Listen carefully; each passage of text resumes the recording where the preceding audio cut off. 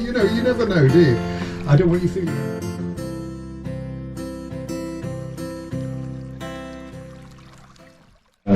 There's a lot of people that have said to me over the years that this is the next part, the silence, is the best part of your journey. And they say to me afterwards, it's worth the ticket price alone. Well, we'll certainly see what you think.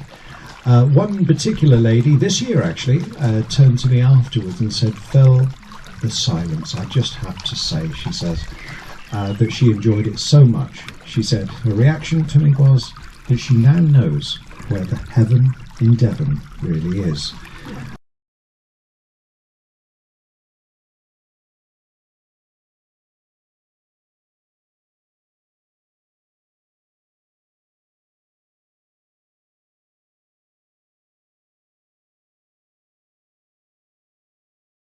The next point, ladies and gentlemen, is to give you total and utter silence so you can enjoy this next section noise free, so you can pick up on the sounds of those birds, the wildfowl, the water, and most importantly of all, those horses' hooves going clip-clop on the towpath as well.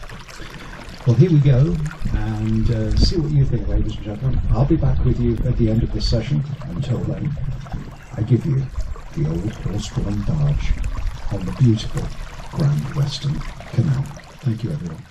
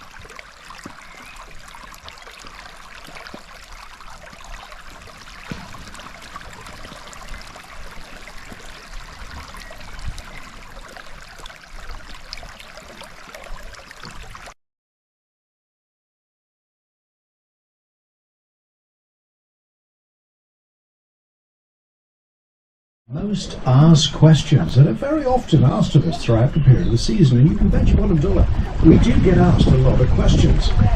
Now, what do you think is the most popular question? Well, it is, without any shadow of a doubt, this one. How deep is the canal? We get asked that question more than any other. But also other questions too, like how long is the canal? When was the canal built? What was it built for? what type of boats used to use the canal and things like that. So let's knock these over as we go, but let's start with the most popular, and that is, of course, how deep is the canal. Now, the canal itself, I know, looks pretty deep, but it's actually only 2 or 3 feet deep. That is it. That's all it is today. But it was originally dug to an approximate depth of between 5 to 6 feet deep when it was originally dug back in 1810. So the canal was actually very early. 1810, as far as canal building is concerned, was very early. At the end of the day, 6 feet odd. I know they had to actually dig it deeper than that, and I'll come on to that in a few moments' time. But that's how deep it is today. Now, as far as the length of the canal is concerned, it is in fact 11¼ miles long. It starts in the Tiverton Basin, where you started your journey today, where you got on board the barge, and it goes out through some of the most drop-dead gorgeous countryside you ever did see, until it gets to a good place called Ludwell's near Greenham, where today it comes to an end in the one and only lock in the whole 11¼ miles of canal. So it is one level as well for 11¼ miles, which also makes the Grand Western very unusual. Now, why was the canal built? Well, the canal was actually built for the production of lime, that wonderful fertiliser for farmers' fields. And of course, by the time the canal was finished being built, which is 1814, it was also being used for house building too. So a very popular and very much in demand produce the canal had to produce. Now, that lime came from limestone, of course, but it had to be kilned first. And those kilns mainly are in the Tiverton Basin. There were 13 or 14 kilns in the Tiverton Basin originally, where you actually got on board the barge. It doesn't look that way now, does it? I mean, it looks like an amazing picnic spot, which it is today. But you imagine 13 or 14 kilns there, all burning lime. A very industrious area. I wouldn't have wanted to be there 200 odd years ago. It must have been quite sort of hard work. It really was.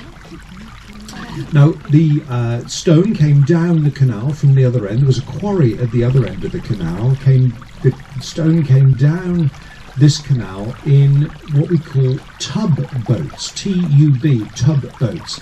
And these tub boats, if I can describe one to you, they were about 7 feet wide, I suppose, so a bit narrower than the barge you're on, that's for sure. 7 feet wide, about 25, just over 25 feet long. The boats were made of elm, that wonderful British elm that's no longer. And they had no cabin on them whatsoever. It was just a hold, if you like. Literally, there was no decoration on the boats at all. There was no roses, no castles, no nothing. I suppose you could refer to the boats as almost like the wheelbarrow of the water, really. They were just there to serve a single purpose of bringing that stone down the canal, and a very good job they'd made of it too. Now, each tub boat took approximately 10 tons of stone, and one horse used to have to pull up to 3 of these tub boats in any one day's pull, one behind the other, like a train style. So that makes a total gross weight for the horse of just a shade under 30 tons. Now we're getting serious weight now, so let's start talking about the horses that used to pull that weight. Now, most people are thinking, well, 30 tons, but, you know, these shires and heavy horses are very strong animals. I'm sure they were more than capable at the time to do this job. And that's what most people think. But that would be quite wrong. Because, ladies and gentlemen, here down on the Grand Western Canal and across the Midlands, where we see a lot of canals in Great Britain, it wasn't the Shire, the Clydesdale or the Suffolk doing the work. No. It was, in fact, much more likely for you to see a donkey, a pit pony, or a mule on our canals here in Great Britain than you ever would have seen a Shire, a Clydesdale or something similar. And the reason for this is because you see these big boys, these big Shires and Clydesdales and things like that, these guys were the reserve of the farmer. Now the farmer had some very heavy work to do, there's no doubt about that. He had some very heavy equipment to march about his farm, and of course he was doing things like drilling and most of all ploughing and things like that with these big heavy horses, and he certainly needed the power to do that. But here's the rub. We on canals don't need the power. We simply don't need it. Just look at that tow line up front and the way it's flexing around and it's loose most of the time. So these small horses were used, and for good purpose, because at the end of the day the person taking the loads down the canal needed to earn a profit. And small horses ate less, they were better to keep, more economical to keep as well. And simply, like I said, the Shires just weren't needed. A Shire pulling us along today, we've got 2 Shires that actually work with us, and I'll be quite blunt with you, it's a little bit like, well, having a V8 turbo engine in a Mini. There really is little point. Unless, of course, you're an engineer and you admire the engineering of it, fine, but there's really no point in having a V8 turbo in a Mini. So, these little horses were used.